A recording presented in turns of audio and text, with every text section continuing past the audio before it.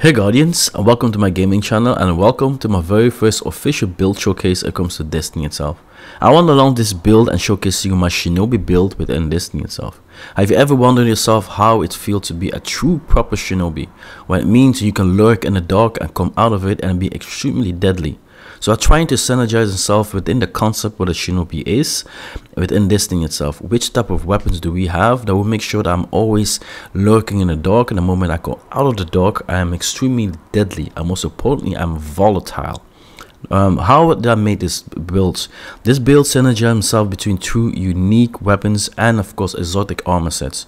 The one is the Tinashi Mastery with the chill clip and reverberation perks on it, together with the exotic armor set Hardwork, which allows me every single time I have a dark debuff I come invisible. The moment I come out of invisibility, every single void weapon of my choosing is volatile. Volatile then is apply himself to any single target I kill and then spread himself to all the targets in the surrounding. So if it comes to ad control, volatile is extremely deadly and extremely powerful. And the weapon of choice that I've chosen if it comes to making sure I am lethal and I do a lot of damage in in-game content is of course the one and only pulse rifle, the Graviton Lance Void, together with the H Transits Void Heavy with auto reload and of course light perk on it itself. Now how do I make sure that every single thing becomes synergize himself perfectly? Now let us check first the perks itself when it comes to how the prismatic aspect works around this build. First thing first, let's start first with the fragments. The very first fragment that I use is the Facet of Protection. The Facet of Protection, what it does, while I'm surrounded by combatants, you are more resistant to incoming damage. While Transcendence, the effect is increased. That is very important in form of survivability, and what a Transcendence is going to do, your Transcendence is resonate in a form of a perfect harmony between light and darkness. You gain increased ability in regen and increased weapon damage and damage resistance against combatant itself. If it comes to survivability, this is simply a must if it comes to endgame contents. Secondary fragment I'm using in this build is a Facet of Ruin. The Facet of Ruin increases the size of damage of the burst of your shattered stasis crystals. Because I'm synergizing myself perfectly with my Shuriken, I'm using a lot of stasis crystals in my surrounding. Every single time I burst this crystal, it creates an area effect that does an extended damage towards every single enemy around me. It's applied freeze as well, and freeze makes sure that it increases additional damage towards the enemy that has been shattered in my surrounding. The third aspect I'm using is a Facet of Purpose. Picking up an Orb of Power grants either an Amplify, Restoration, Frost Armor, and Woven Mail, and Overshield. We're creating quite a lot of orbs in this build, so this Facet of Purpose is proccing himself quite often in our playstyles, and make sure that we have an extra form of survivability and in-game contents. The fourth fragment we are using is the Facet of Command. The Facet of Command increases the freeze and suppressing to target reload, your equipment, weapons, and increase weapon stability, aim assist, and airborne effectiveness. Defeating frozen or suppressed targets create a status shard or a void breach. Once again, that is a form of survivability, extremely important in our in-game aspects. And last not least, we're using the Facet of Hope that helps me and all my class ability regen a little bit faster than normal. Now for the aspect ratio, I like to use of course my bread and butter, the Stylish Executor. That is literally the bread and butter if it comes to my Shinobi build. What it does actually, it grants me invisibility if every single time I have a darkness debuff applied to an enemy. That means with chill clip and every single thing that is related with frost or dark energy, this procs himself extremely fast. That means I'm always invisible. Combine this of course with Winter Shroud. That is literally the best combination you're gonna have if it comes to a Shinobi build. This allows me every single time I dodge any nearby enemy in my surrounding, get slowed in the process moving forward. It's absolutely insane if it comes to ad control and of course survivability, once again, and in-game contents. For ability itself, I like to switch between the Gambler Dodge and of course the Acrobatic Dodge.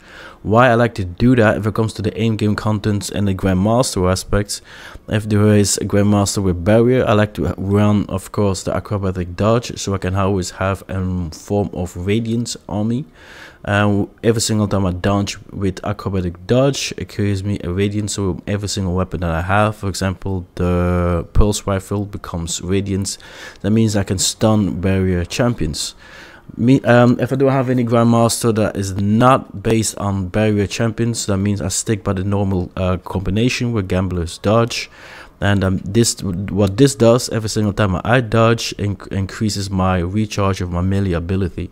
Once again, it synergizes perfectly with the melee abilities that I'm using.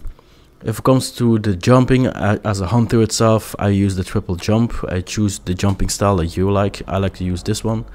If it comes to melee, I like to use the Winter's Blade. The Winter's Blade is truly an amazing melee attack. What it does actually, it creates a frost build-up towards the enemy itself. It slows it down. It's extremely powerful against Overlord Champion in this patch moving forwards. So it stuns them very, very quickly. So in in-game content, it becomes extremely viable. In general contents, this helps you extremely if it comes to ad control, because it bounces himself against every single target and it slows the whole field down.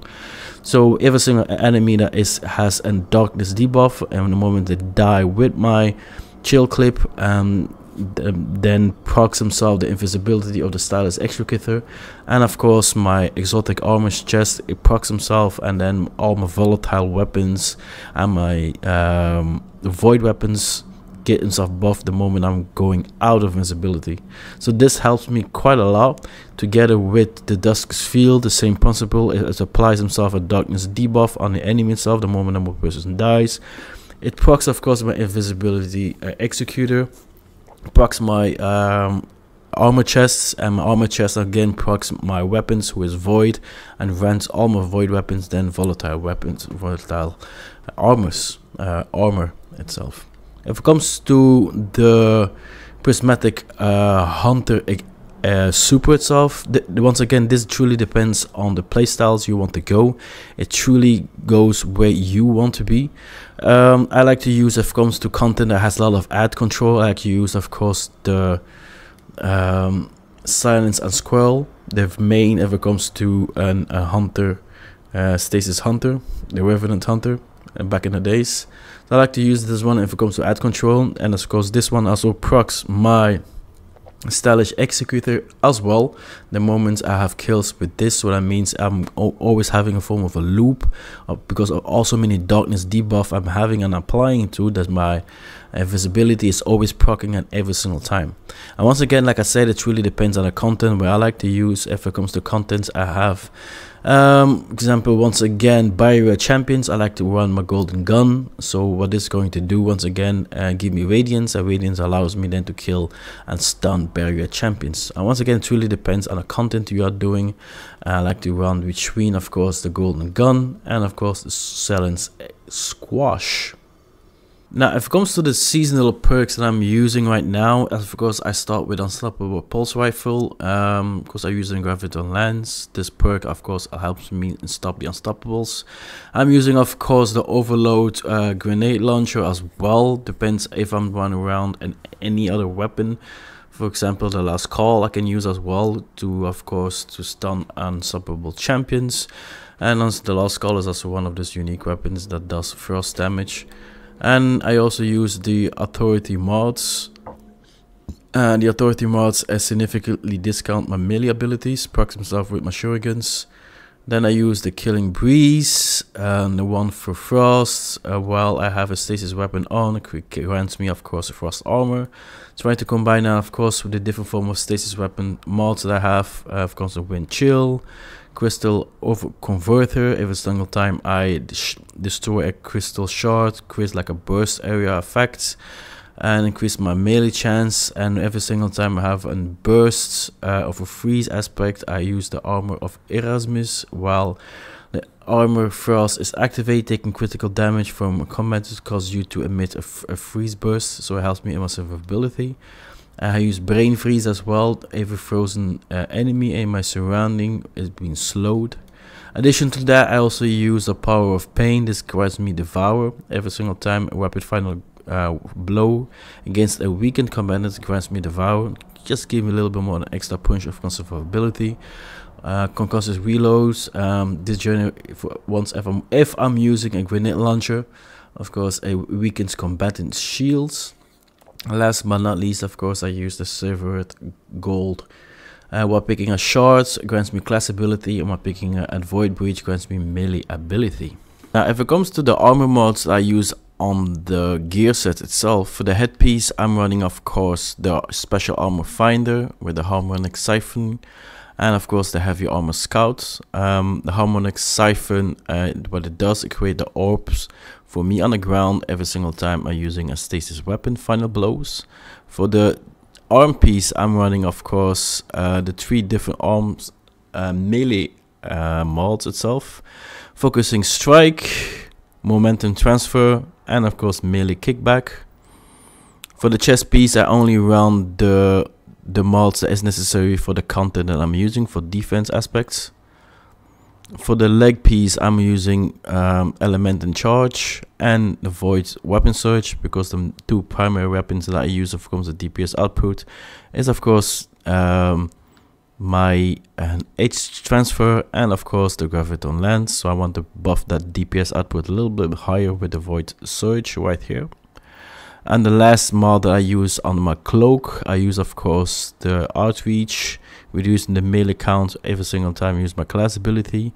I use the Bomber, reduce the grenade cooldown when I'm using my class ability, and of course Distribution, reducing all the ability cooldown when using your class ability, just in generally. Alright Guardians, and that's it for my very first build showcase within my YouTube channel itself. And hope you guys did enjoy yourself, and if you did, do please smash the like button, comment down below, and of course subscribe to the channel if you're new to this beautiful gaming channel. More builds if it comes to Destiny will be coming, as I'm getting more used to it when it comes to build crafting and the game itself.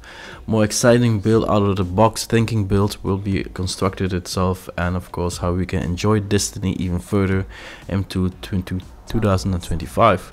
If I don't see you on my live streams, I wish you all a Merry Christmas and of course and a Happy New Year. All the best wishes for yourself and your beautiful family moving forwards. Once again, if you have any form of additional questions, you can always reach me on my Discord page or during my live streams, where I do a different form of challenges if it comes to no death rounds, solo rounds, and etc. and etc. Just in general, Grandmaster, or if any help you may have or need in Grandmaster, you can always reach me as well in my Discord page, and I'm always willing to help within my best of my abilities, of course. And yeah, generally, thank you very much for being here. Merci beaucoup encore pour m'entendre. And if I can see you all very, very soon on the next one, the next installation, and the next build showcase, and of course, the next content if it comes to Destiny itself. Thank you very much. Merci beaucoup. I'll see you guys next time, man. One love only. Peace.